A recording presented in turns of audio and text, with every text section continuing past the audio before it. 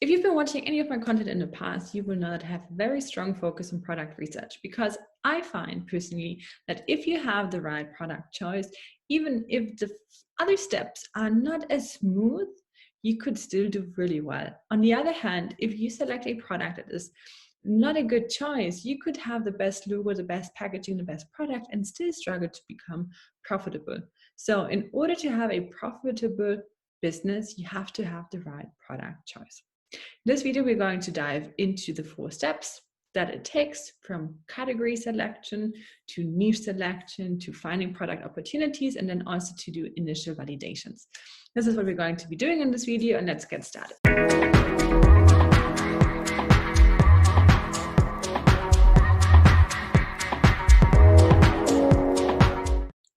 Hi, and welcome to this video. My name is Laura Buhl, and I'm going to go through product research with you. Just a bit of a background about me, what it is that I'm doing, so you know that you can trust whatever I'm going to teach you.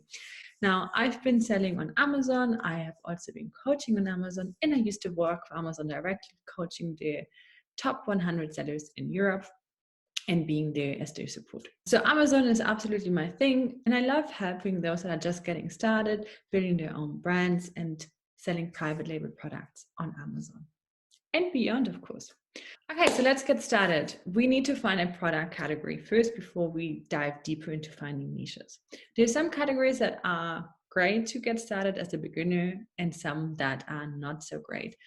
You will notice that there are successful sellers in all different categories, but they come with different experiences. So if you're just getting started and you want to be building your first brand and sell your first private label product, I recommend you to stay within these categories. So this is from baby to beauty and personal care. We have health and household, home and kitchen, kitchen and dining, office products, patio, lawn and garden, pet supplies, sport and outdoor, tools and home improvement, toys and games. These are categories that can make absolutely sense to find niches in. Categories that I like you to avoid, especially as a beginner, anything that has to do with apparel. You don't want to be selling clothing, accessories, jewelry, anything electronic or food related.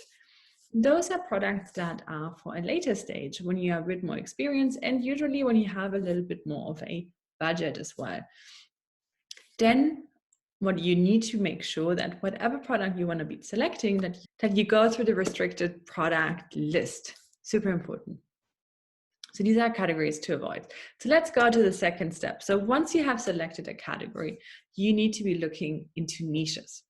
And the reason why you want to be looking into niches is because one of the most common mistakes that people do that are getting started to sell products on Amazon is they try to sell very generic products. Those products that seem to be doing really well, hundreds of thousands of people searching for a month, that are having massive revenues, and they see, wow, that is doing so well. Even if I get just 1% of that cake, I'm going to be doing so well.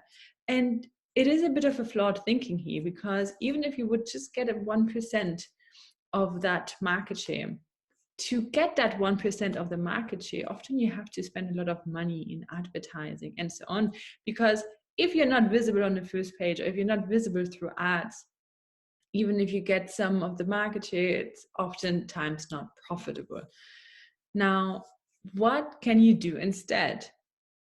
Go for those products that are being searched for much less, but do have less competition. So I'm looking for products that might be searched for 5,000 times a month, 3,000 times a month, 4,000 times, 10,000 times a month, and have much lower competition. And the way to do that is by looking into smaller niches. So you don't want to be finding products that everyone wants. You want to be finding products that just a group of people want.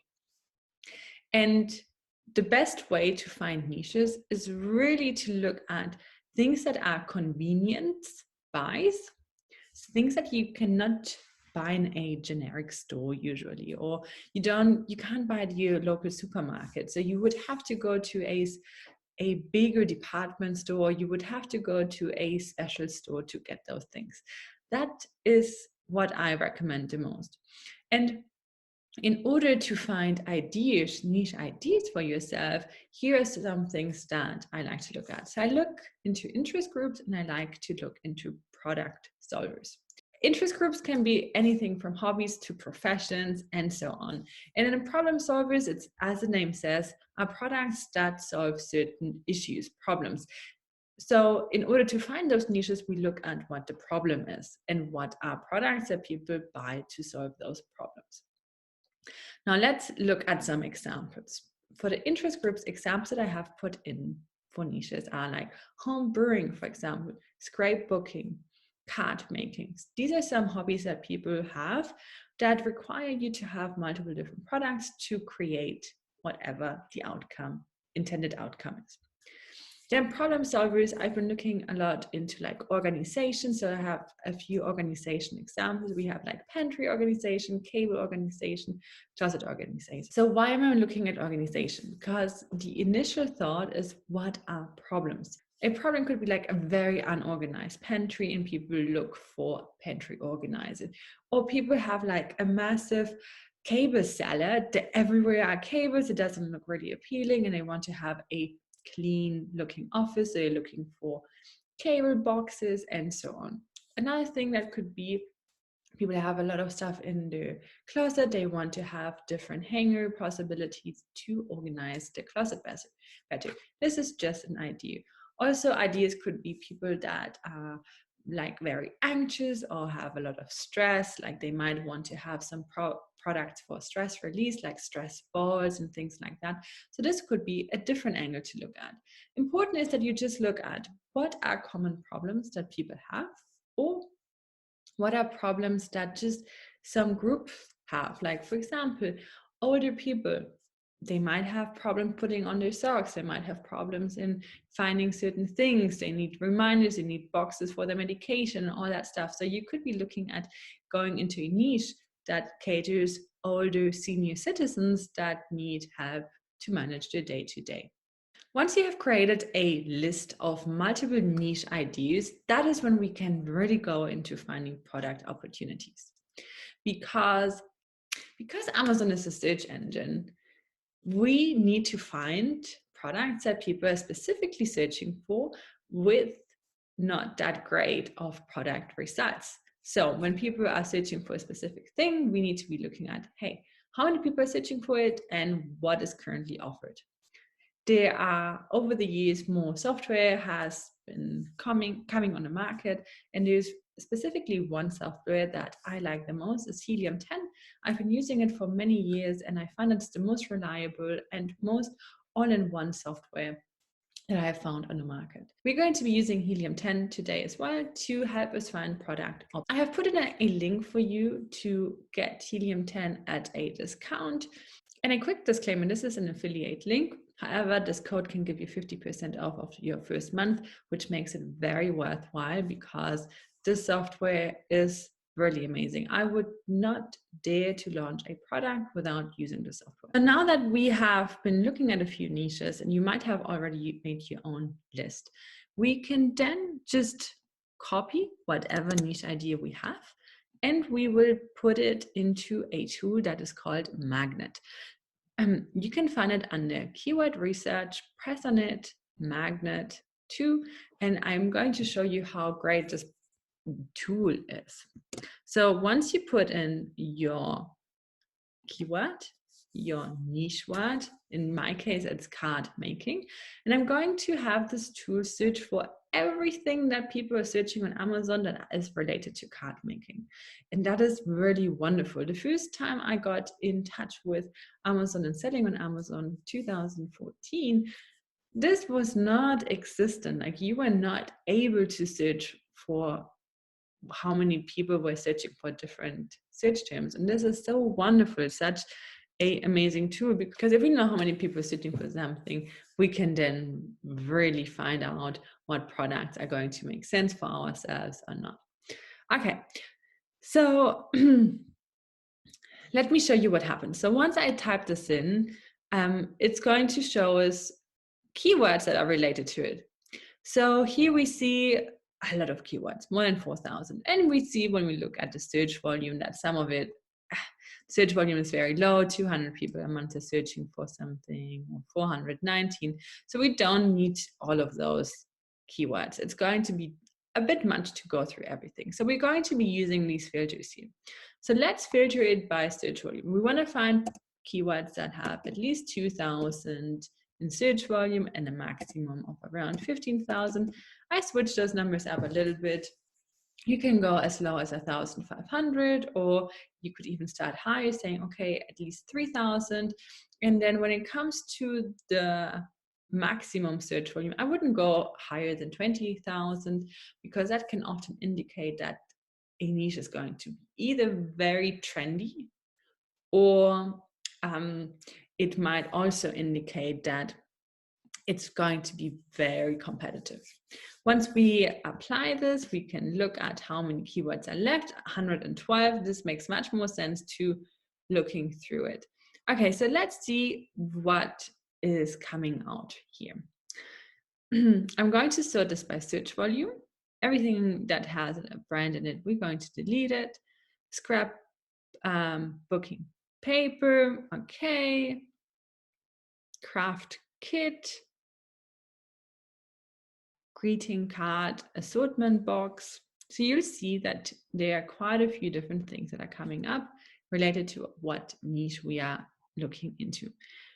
Our goal here is to find out what is something that could make sense. Here we have scrap booking supplies, and it's searched for 8,000 times a month. Let's look at what is out there already. So we see all sorts of different things. When it comes to scrap booking supplies, it seems to be quite vague what it means. Like, we have all sorts of different things in here. Okay, let's continue. What else is there? Envelopes, die cuts for card making. This might be interesting. Die cuts for card making. Let's see what it is.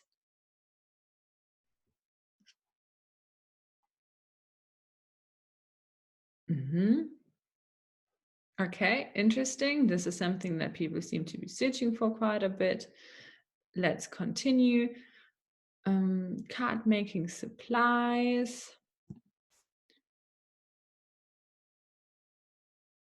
Let's look at that. So we do have all sorts of different card making supplies, but it's quite vague. And okay, this might be something that people are looking for, or this.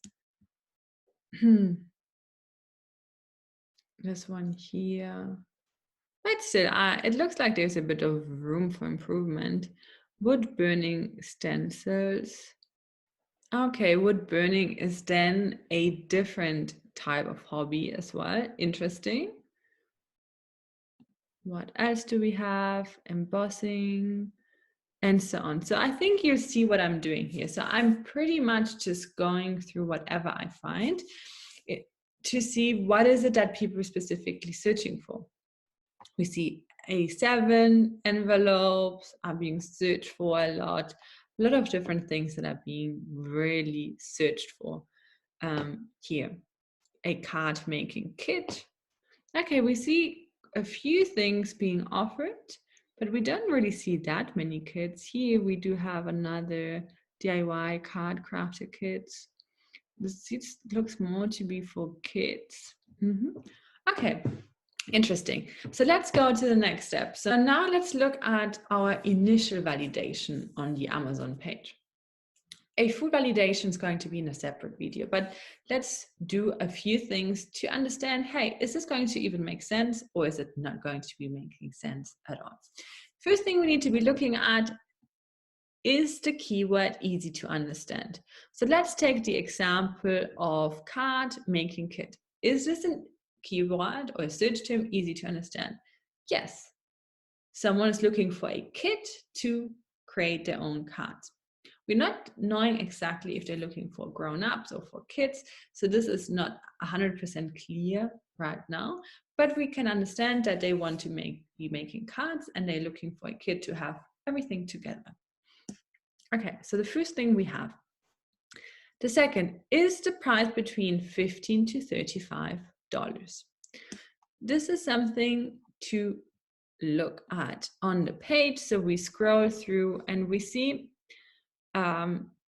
paper quilling. It is a little bit different. What we have here, we have a greeting card kit selling for $25.99. Yes. This one here is selling for $8.99. This one here is for selling for $9.99. This one is for $25.99, $19.99. So we have a lot of mixed prices. We're going to be looking at the revenue numbers of these different offers to see, hey, is pricing making a massive difference in the revenue? And also, we don't see that many exact examples of what people might be searching for, because if someone is wanting to create their own cards, they might be looking for something like that, paper, envelopes, things like that, where they can create their own cards. Not sure if they would be looking for this specifically. So let's look at the next point. And you might ask yourself, hey, why does the price need to be between 15 and 35? The reason we want to be looking for products that are priced between $15 and $35 is because anything that is below 15, it, especially as a beginner, is going to be much harder to be profitable with it. And you will have to sell many more products. So if you imagine you just have $1 of profit per product because you're selling like a $7 product, you will have to sell 500 just to make $500 in profit. And that is quite a lot. Now, if you have a product where you make $5 in profit, then when you sell 500 pieces, you're already at 2,500 in profit. So you don't need to go for like these big volumes, big quantities of sales in order to have a profit that is going to long-term sustain your business. Also, we don't want to be doing all the work and the end of the day just have $500 in profit. Now, on the other side as well, if you have very small margins, you don't have a lot of room to use advertising, PPC, marketing, and you can easily be in a loss if you use those advertising, especially paid advertising methods. So you want to have a little bit of a wiggle room, especially in the beginning, when you don't know how much advertising is truly going to cost you, and you have to have a little bit of room to really play around with pricing and so on. Then next point, we need to be looking at, what is the competition like? Like, do we have massive competitors? Let's look at this. So we do have some competitors around. This one doesn't have that many reviews just yet. We have a bigger brand, Faber-Castell. They don't have that many reviews there as of now either. They are, however, a known brand. And other than that, most of these competitors don't have that many reviews just yet. So looking at the competition, I'm thinking, okay, this doesn't seem that competitive to me, other than this bigger brand, Faber-Castell. Everything else doesn't really look to be that big. What would be something very competitive? So if you have multiple different listings out there with thousands and thousands of reviews, that would be considered really competitive and something to be staying away from. If you can see that already in your initial validation, you can already start discarding that product idea from your list. As I mentioned in the introductory of this video, we don't want to be looking at those generic big massive products that make $100,000 a month and so, because it's going to be very hard as a beginner to get into it. Also, even if you're already advanced, it might not be the smartest move, because you could have multiple products that are going to be less competitive, going to maybe bring you $10,000, $15,000 a month in, but are going to be a much easier launch, less PPC, less marketing, and all those things that you need to be aware of as well. So I much rather have 5-6 products doing $10,000 to $15,000 a month than having one product making $100,000 a month. And not to say that your product could still become that in a few years down the line, but then you would have grown with your business and you don't have to get started right away with such a massive product. Because one thing that people also overlook, if you're selling $100,000 a month in product, you need to also be able to invest into inventory, and you have to manage your inventory timeline. So it does require quite a bit of investment capital that many don't have initially. So that's why we are not looking at any of those big products. We are looking at products that are making $10,000, $8,000 a month, maybe $15,000, but not higher than that. Okay, so let's look at, is the product seasonal, a trend, or evergreen? The way to find out is by going to Magnet, where we found the keyword. Let me see, I've moved this around a little bit. Let's see. Okay, card making kit, here it is. Let's look at the search history. And we see all time, it does sell a lot. Sorry, it does sell a lot during Christmas time. But other than that, it has been a bit more of a trend. It's been growing in interest over the past year. So it seems to be a long-term trend, but also an evergreen product that has a high peak during Christmas time. Okay, so we have looked at that point. Let's look at the next point. Is there room for value add? And this is probably the most important part that you want to be looking at, because if you can add some value, if you can really stand out, have nicer packaging, nicer product, have a product that is really what people want, you can compete pretty well with whatever competition you already have, and your PPC and all that can perform quite well. So in my opinion, yes, I can see that definitely there is some room for improvement. Whatever is shown here doesn't, I mean, it looks okay, but I think it can be much nicer, nicely done. When we look at the reviews, it doesn't seem like people don't like it. It looks like people really like it. So from a review perspective, it doesn't seem like there's that much room for improvement. But just looking at the photo quality and the product packaging, I do think that there is some room for improvement. Now let's look at a really important part, and that's the revenue. We want to see how much are they making, right? And let's do that. For that, we're going to use the Helium 10 extension. You can install it in your Google Chrome. And let me close my. Okay, as we can see here, we do have lower revenue numbers. We see 6,000. Faber-Castell only has 1,000.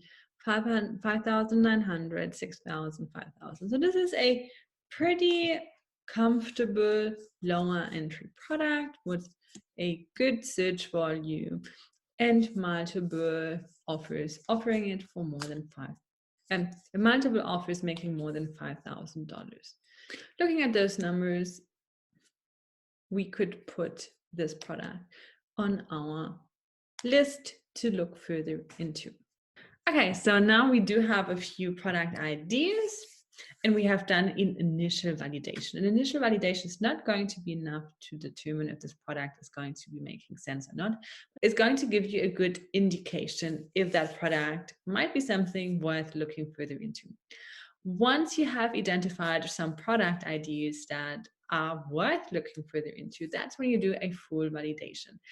I hope you enjoyed this. I wish you a lot of luck doing your product research. Before you go though, we do have a 21-day winning product challenge. It starts every month.